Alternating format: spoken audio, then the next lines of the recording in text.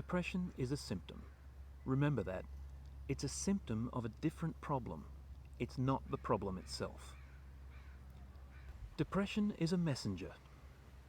When your depression started, you'd been hurt, and you spent a long time protecting yourself and grieving. In your trauma and then your grief, you developed a behaviour strategy to defend yourself from being hurt again. It's perfectly natural. However, the longer you've clung to that defence strategy, the more it's kept unresolved feelings inside. Walls keep things out, but they also keep things in. Depression is a way of telling you that that defence strategy you created is no longer serving you. Celebrate that defensive measure for what it did to help you survive the initial stages, but now it's time to let it go. It's time to change. If you don't change, the messenger will keep coming back and will get louder and louder.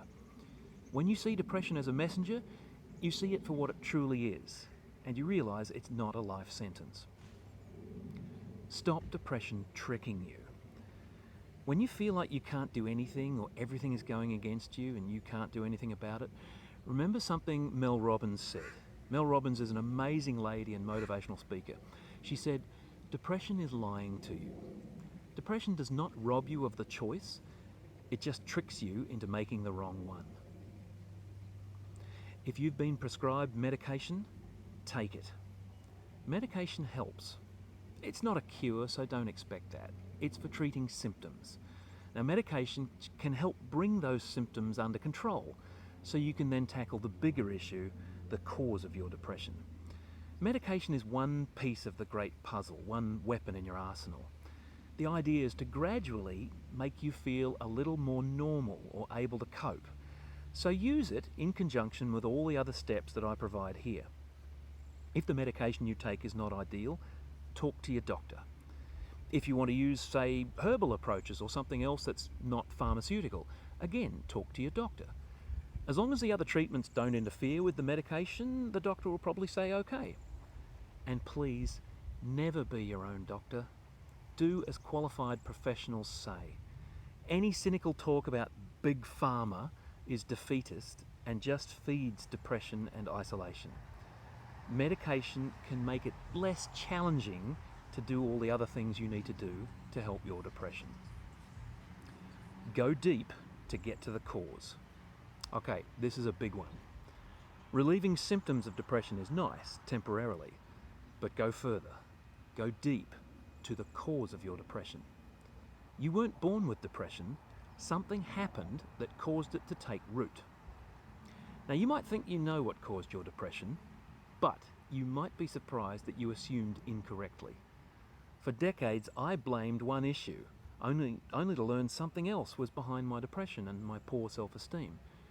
And it was complicated, not simple. I'm talking about a combination of isolation, thoughts festering while I was in isolation, not being shown how to process my emotions, privately feeling ashamed and unworthy, and I was seeking self-esteem from the approval of others. Now, when the trigger for my depression came, after years of cultivating those thoughts and strategies, the chemical balance in my brain became completely skewed. Many people have struggled for years because they thought they knew the cause of their depression, only to find out it was something different or that it was more complicated.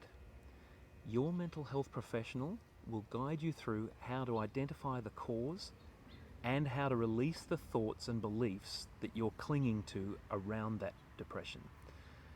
Keep working. It will take time and it will be challenging. I needed a couple of years of work and support just to get through the resistance in my mind.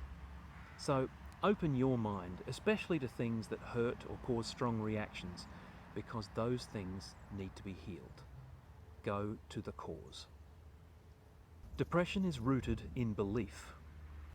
Depression is definitely an illness, a problem, but it doesn't have to be a permanent disability that you're stuck with. It feels like a disability because you've trained yourself to think that way. Depression doesn't arise like cancer or diabetes. It doesn't even arise because of events that happen in your life. It takes hold because of beliefs you hold about yourself in response to those events. What you believe about yourself comes true. And the chemical imbalances of depression are responses to your beliefs and emotions. That means your beliefs control your depression. Changing your beliefs requires work that's well worth it. I'm still going through that journey. Please talk to your mental health professional about some tools for changing what you believe about yourself. Forgive yourself and others. Forgiveness does not mean approving of what's happened to you. It means releasing its power over you. Not sure how to forgive? I certainly needed help with that. Try this. It's based on the Hawaiian practice of ho'oponopono. Pick a name of somebody close to you. I'll use the name Bob. You say, Bob, forgive. I love you. I forgive you. Thank you. And then say that again. Bob, forgive. I love you. I forgive you. Thank you. And again and again. Then go with somebody else. Repeat the same stuff. Mandy, forgive. I love you. I forgive you. Thank you. You can insert your parents' names, friends' names, anyone you need to forgive or that you need to forgive you. You can insert ideas like abundance or I attract good people, forgive, and so on. Whatever comes to mind, run with it. Now repeat this exercise dozens of times a day. I mean dozens. It takes a lot of repetitions to override months or years of negative self-belief. Now you might think they're just words, but they have huge power and can stir things up in a major way. So you may encounter some strong emotions in the first few days or weeks of doing this. I definitely did. Just be aware of that and keep going. It gets better if you keep going through it. I still do this stuff pretty much every day. Even if I'm feeling good or any time I have an issue to figure out, I put that out there. Reprogram with mantras. Following from what I just talked about, repeat affirming and encouraging words to yourself dozens of times a day. Your depression took hold due to negative thoughts repeating and repeating. You have to reprogram by sheer repetition. So give yourself love and honor, gratitude, confidence and forgiveness over and over. Meditate. It's the way to feel centered again. Change the station playing in your head, even for just 10 minutes a day.